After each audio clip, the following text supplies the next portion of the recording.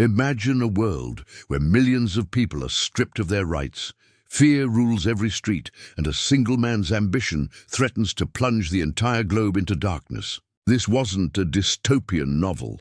It was Hitler's Germany in the 1930s, and while tyranny spread across Europe with alarming speed, the United States faced a choice: act and risk war, or hesitate and watch freedom crumble.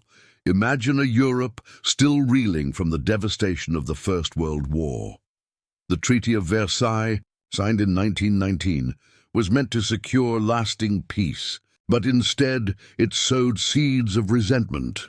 Germany, burdened with staggering reparations, lost territory, and the humiliation of being blamed for a war that had killed millions descended into economic chaos. Factories closed, families went hungry, and political instability threatened to tear the nation apart. Hyperinflation made the mark, the German currency, practically worthless, and unemployment soared. Streets once bustling with commerce and culture now echoed with despair. It was in this environment of anger and humiliation that Adolf Hitler emerged. A failed artist, a soldier disillusioned by defeat, and a man possessed of extraordinary rhetorical skill, Hitler tapped into the fears and frustrations of a desperate population. He presented himself as a savior, someone who could restore Germany's pride, rebuild its economy, and reclaim its position as a world power. But his vision came at a horrific cost. Hitler's ideology was rooted in hate, scapegoating, and the belief in racial superiority. Jews, political opponents, and anyone he deemed undesirable became targets of his rising power. By 1933, Hitler had ascended to the chancellorship of Germany. Within months, democracy was effectively dismantled. The Reichstag fire, a mysterious blaze that engulfed Germany's parliament building, became a pretext to suspend civil liberties. Opposition parties were banned, journalists were silenced, and dissenters were imprisoned. The Gestapo, Hitler's secret police, created a climate of terror. Citizens were forced to choose between compliance and persecution. Germany, once a beacon of culture, philosophy, and science, became a nation shackled by fear. But Hitler's ambitions were not confined to internal oppression. The world watched with growing unease as he began to rebuild Germany's military in direct violation of the Treaty of Versailles. Tanks, planes, and submarines reappeared, as if the treaty's restrictions had never existed. Hitler's foreign policy became increasingly aggressive. In 1936, German troops marched into the Rhineland, a region demilitarized by international agreement. The world's leaders, hesitant and divided, largely stood by, hoping appeasement would prevent another conflict. Yet with each act of defiance, Hitler's confidence and the threat he posed grew. The late 1930s saw the annexation of Austria, known as the Anschluss, followed by the dismemberment of Czechoslovakia. Each step demonstrated Hitler's skill in combining diplomacy, intimidation, and propaganda to expand German territory without immediate military confrontation. The world seemed paralyzed, and the specter of another devastating war loomed larger with every passing year. Across the Atlantic, the United States was in a different struggle. Americans were focused inward, grappling with the Great Depression that had left millions unemployed and desperate. Isolationist sentiment dominated public opinion. The horrors of World War I were still fresh in memory, and the prevailing belief was that Europe's conflicts were not America's responsibility. The Neutrality Acts of the mid-1930s reflected this sentiment, legally restricting American involvement in foreign wars. Many believed that staying out of European affairs was both wise and necessary. Yet even in this climate of isolation, awareness of Hitler's rise and the threat he posed was growing. Journalists, diplomats, and some politicians warned of the dangers of a totalitarian Europe. President Franklin D. Roosevelt, elected in 1932, faced a delicate balancing act.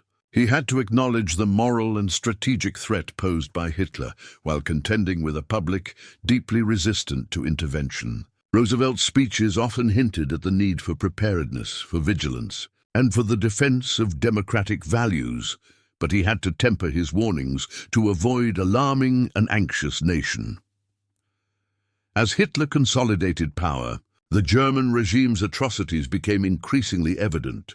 Anti-Semitic laws stripped Jews of citizenship, banned them from professions, and isolated them socially and economically. Concentration camps began to operate, initially targeting political opponents, but gradually extending to other groups deemed undesirable. The world's awareness was growing, but the scale of the horrors that would follow, millions systematically murdered, was still unimaginable. America's response during this period was cautious, constrained by both law and public opinion. Still, efforts to aid victims and support nations resisting tyranny began to take shape. Humanitarian organizations sought to rescue refugees fleeing persecution, while economic measures like the Lend-Lease program, later in the early 1940s, would become critical in supporting Britain, France, and other allies. Diplomats, military strategists, and some politicians understood that the global balance of power was shifting and that failure to act could have catastrophic consequences.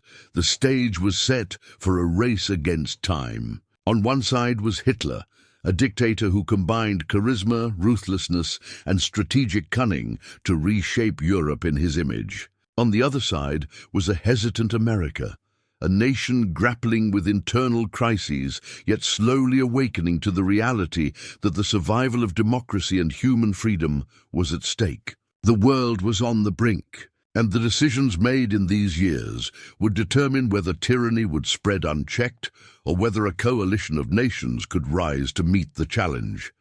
In this context, every moment mattered. The actions, inaction, and debates of the late 1930s shaped the course of history. Hitler's Germany was not just a military threat, it was a moral challenge, a test of the global commitment to liberty, justice, and human dignity. And America's response, whether cautious or decisive, would ultimately influence the fate of millions. Understanding this background is essential. To grasp the urgency of the period, one must appreciate the desperation in Germany, the fear and isolationism in America, and the moral dilemmas faced by leaders and citizens alike.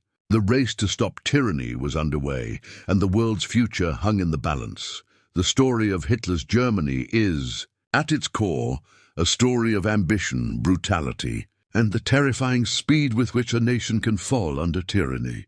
After consolidating power in 1933, Hitler wasted no time transforming Germany into a totalitarian state. Opposition parties were outlawed, the press was censored, and the Gestapo, Hitler's secret police, instilled a pervasive climate of fear.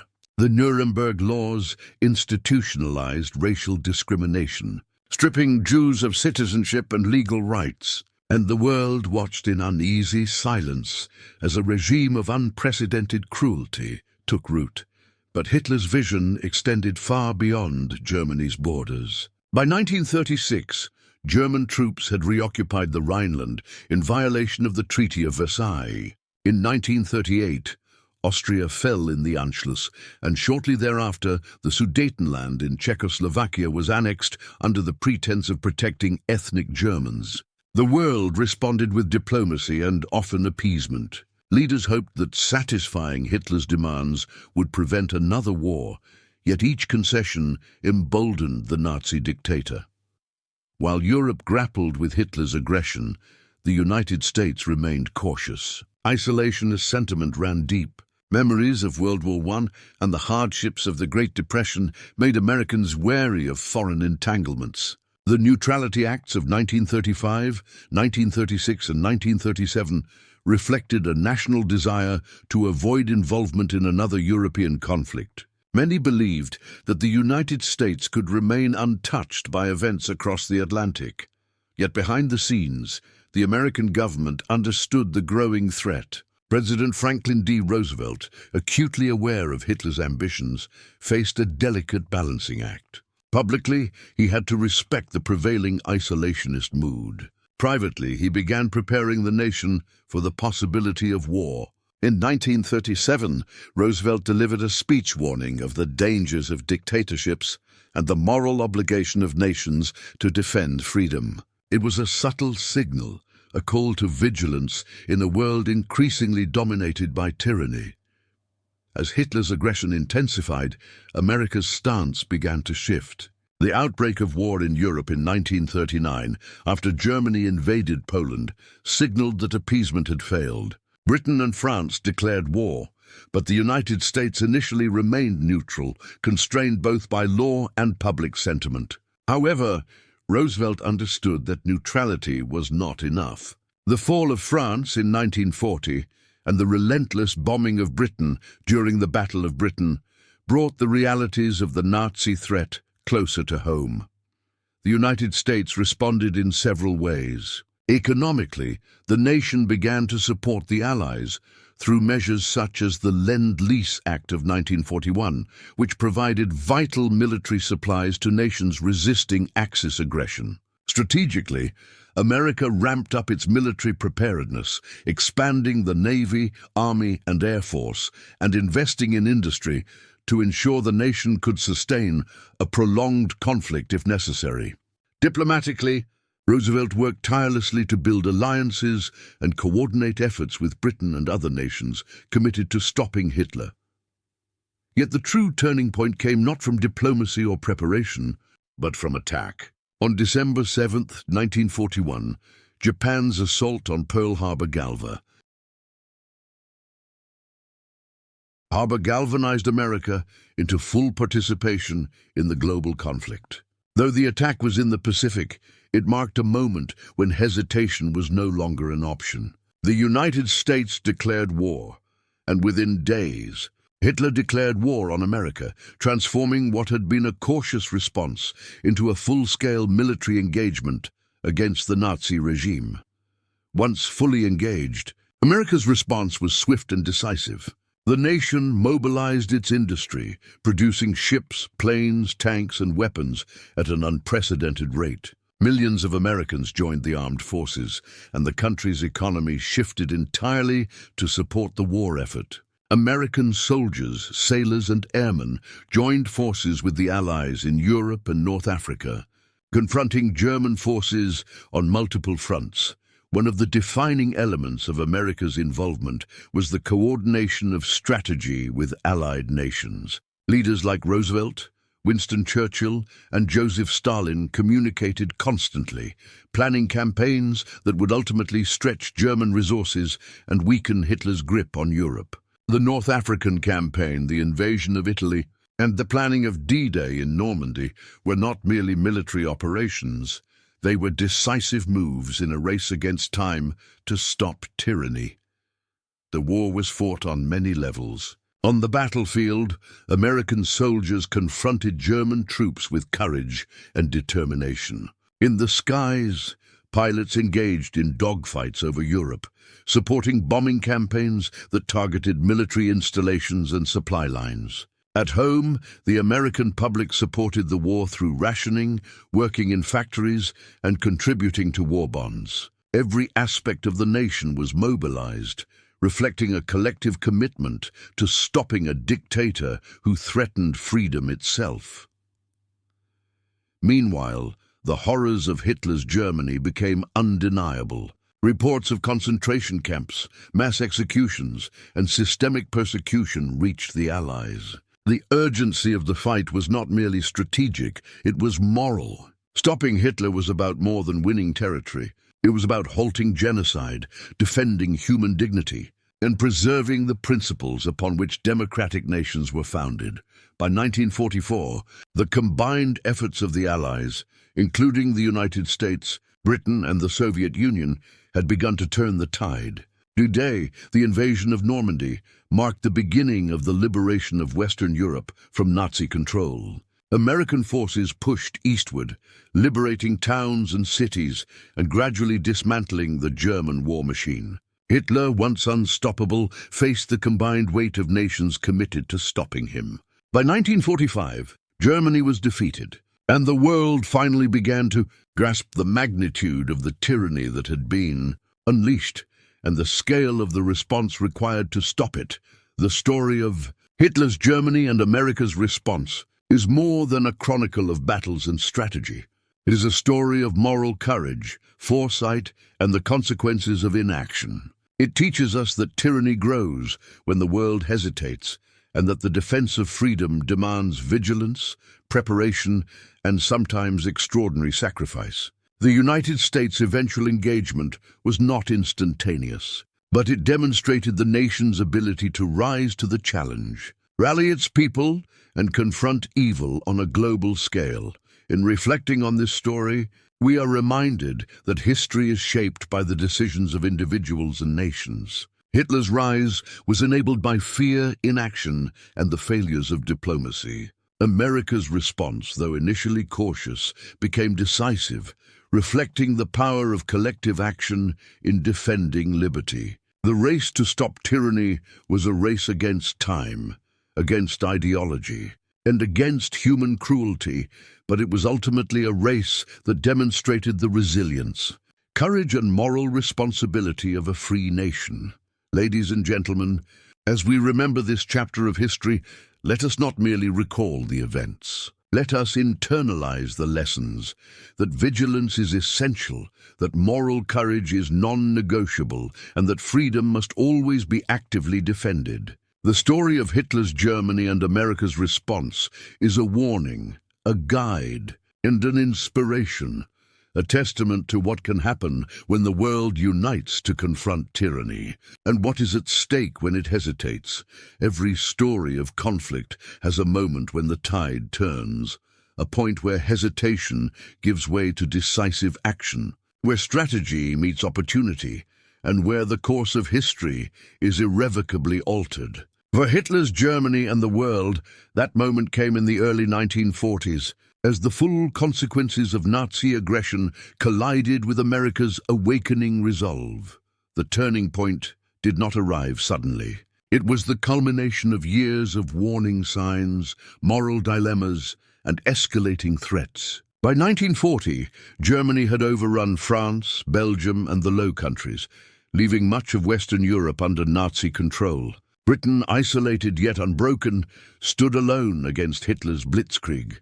Night after night, German bombers rained destruction on British cities in the Battle of Britain. It seemed the Nazi war machine might indeed be unstoppable. Across the Atlantic, America watched closely, torn between isolationism and the growing realization that the world's freedom was at stake. President Franklin D. Roosevelt recognized that waiting any longer would be disastrous. He understood that the United States could not remain a bystander while tyranny conquered continent after continent. Yet the decisive trigger, the event that shattered America's caution, came not from Europe but from the Pacific. December 7, 1941, Pearl Harbor. The Japanese surprise attack on the American fleet in Hawaii killed over 2,400 Americans and destroyed much of the Pacific naval power. In an instant, isolationism became impossible. America declared war on Japan, and just days later, Hitler, bound by his alliance with Japan, declared war on the United States. The hesitant observer had now become an active participant in the fight against global tyranny. This turning point transformed the dynamics of the war. America's industrial power, military manpower, and strategic ingenuity were now fully mobilized. Factories that had produced consumer goods pivoted to tanks, planes, and ammunition. Men and women enlisted in unprecedented numbers. The nation's energy, previously restrained by caution, surged into a single, unified effort to defeat Hitler. The turning point was not merely about military might, it was about moral clarity. Hitler's Germany had revealed the true nature of tyranny, oppression, genocide, and the suppression of freedom. America's response, galvanized by Pearl Harbor, embodied the recognition that confronting evil was both a moral and strategic imperative. For the first time, the world saw a united, determined America willing to engage fully, not just to defend itself, but to preserve liberty worldwide. From this moment, the Allies began to take the initiative. In North Africa, American and British forces collaborated to push back Axis troops. In Europe, preparations for D-Day were underway, the largest amphibious invasion in history, designed to reclaim occupied territories and strike directly at the heart of Nazi power. Every plan, every battle, every deployment reflected the shift from reactive defense to proactive liberation. The turning point also carried profound symbolism. It signaled that tyranny, no matter how seemingly invincible, was not unstoppable. The United States' entry into the war inspired resistance movements across Europe, emboldened nations under occupation, and demonstrated that collective action could counter even the darkest ambitions. Hitler, once confident in his unstoppable rise, now faced a global force united against him, a force that would ultimately dismantle the Nazi war machine. In reflecting on this turning point, we see a lesson that resonates beyond the battlefield. The decisive shift came not when the threat was distant or abstract, but when it directly confronted human lives and freedom. It teaches us that courage, decisiveness, and unity can alter the course of history. It reminds us that tyranny thrives when the world hesitates, and that the moment of turning, when action replaces inaction, is the moment that defines our collective destiny.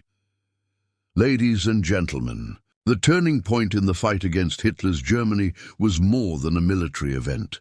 It was a moral awakening, a strategic shift, and a defining moment in the struggle between freedom and oppression. It teaches us that in the face of tyranny, hesitation can be fatal, but decisive action can change the world. History is more than a record of events. It is a guide, a mirror, and a teacher. The story of Hitler's Germany and America's response is filled with strategy, courage, and decisive action. But the moral of this story extends far beyond military victories. It's a lesson about vigilance, responsibility, and the consequences of both action and inaction. First and foremost, it reminds us that tyranny grows in the shadows of hesitation. Hitler did not rise overnight. He exploited fear, economic despair, and political divisions to consolidate power. The nations that delayed confronting him, hoping that appeasement or neutrality would suffice, witnessed the cost of inaction. Millions of lives lost, entire communities destroyed, and a world pushed to the brink of disaster. This teaches us that remaining passive in the face of injustice is never harmless. Silence, hesitation, and indifference allow oppression to take root. Second, the story underscores the moral imperative to act decisively. America's eventual response, though initially cautious, demonstrates the power of courage combined with strategy. When the United States mobilized its industry, military, and people to confront Hitler, the tide of history began to shift. This teaches us that confronting evil is not optional, it is a duty. Moral courage is not abstract. Finally, the story teaches us about the enduring value of freedom and human dignity. The fight against Hitler was not just a battle for territory, it was a fight for the principles that define civilization: liberty, justice, and respect for life. It reminds us that these values must be actively defended, or they can be eroded, often more quickly than we imagine. Freedom is precious but fragile. It requires vigilance, courage, and sacrifice in our own lives and in the world today. The moral remains clear. We must recognize threats, whether to our communities, our nations, or our shared humanity, early. We must act decisively with integrity and courage. And we must never forget that standing by in the face of injustice is, in itself, a choice with consequences. The story of Hitler's Germany and America's response is therefore not merely history. It is a lesson for all generations. It teaches us that tyranny is real, that courage is required, and that the fight for freedom is ongoing. It challenges us to be vigilant, morally responsible, and united in defending the values that sustain human dignity. Ladies and gentlemen, let us remember that the courage of a nation and the moral clarity of its people can turn the tide against even the most formidable forces of oppression. And let us carry these lessons forward, ensuring that tyranny, in any form, never finds fertile ground again. History is not just a story to be remembered, it is a lesson to be acted upon. The rise of Hitler and the world's struggle to stop him show us that tyranny, hatred, and injustice do not vanish on their own. They require action, vigilance, and courage. And the moral of this history is clear. Freedom must be defended by those who value it. Today, we may not face tanks rolling across our streets, but tyranny takes many forms: oppression, injustice, corruption, and the erosion of truth. Every time we witness inequality, discrimination, or the suppression of voices, we are faced with a choice: act or stand by. The world cannot wait for someone else to respond. Each of us has a role in shaping the future, in speaking out, in standing up for what is right. We must educate ourselves and others, because awareness is the first weapon against tyranny. We must use our voices, challenging injustice wherever it appears.